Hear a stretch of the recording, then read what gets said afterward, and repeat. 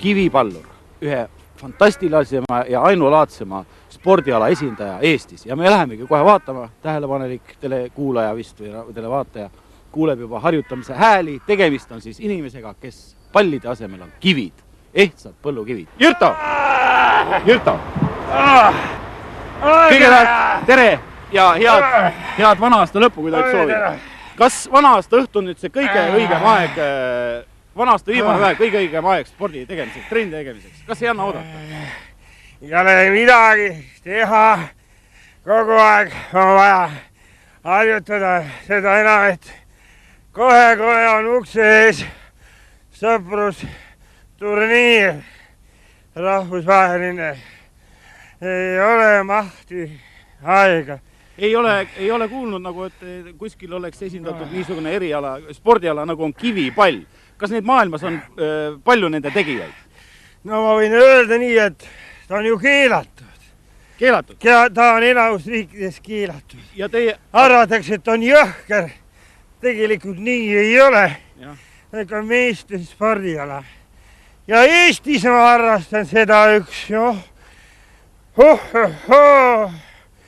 kolmas aasta läheb. Näitame televaatajale, kui raske see pall on. Mitu kilo see on? Treeningupall? See on kivipall ja treeningupall on 42 kilo, et ta oleks raske, et treeningul peabki olema raskem. Võistlustel on palju kergem pall 40 kilole. Näidake üks jalaga löök. See on nüüd karistuslöök.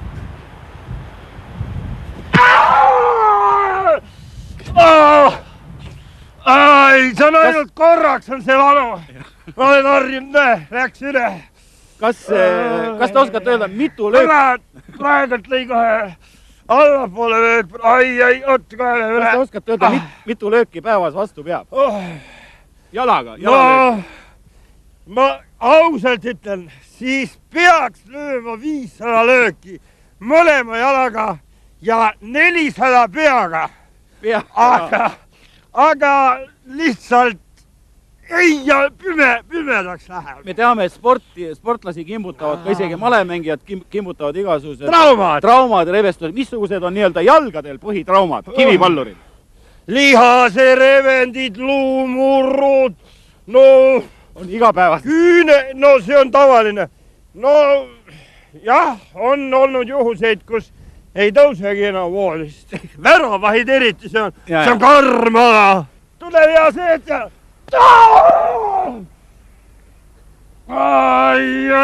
Oota ühe läheb. Läks üle? Nüüd vist oli jälle üks. Ja nüüd tuleme inimesele kõige iseloomulikum asja juurde ehk pea juurde. Missugused on põhilised peatraumad? Koljuluu, murrud, siis ütleme, tihtilugu on ka aju, rebendid. Meil on ju lihasest aju juba, tagun nii palju. Kapsel on mul üks 4-5 korda ära tulnud. Ole Jürto nii hea ja näita paar nii-öelda populaarset lööki. Ma näitan ühe võib-olla kõige parema löögi ja selle löögiga ma tulin maailmameistriks. Maailmameistriks? Jah, selle löögiga tulin tänu sellele löögile. Ole hea, näita. Nii. Pealöök. Pealöök. See on pettalöök. Lööda siia. Ta arvab, et sa oled juba löönud, sa ju karjud. Aga siis need...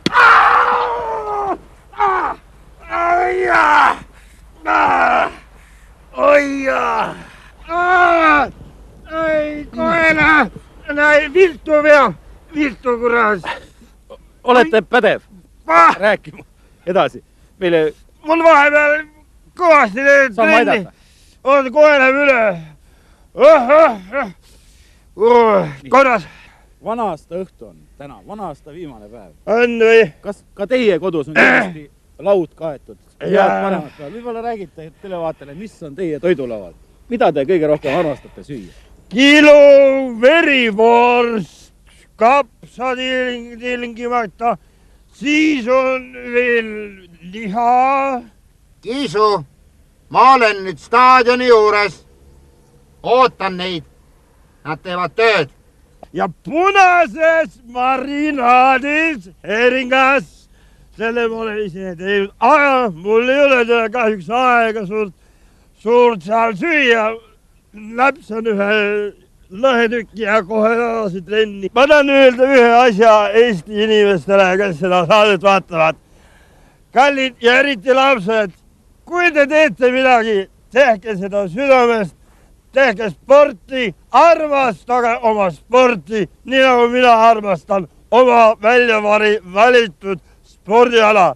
Tulge meile treeningule, te ei kahetse. Ma usun kindlasti, et paljud noored poisid on leidnud omale siia uue põneva eriala. Ja minu teada Jürto avab varsti kursused, nii et kuskil 4. jaanuari paiku on oodatud kõik Kadrioru staadionile kohe suurte ja raskete kividega mürama.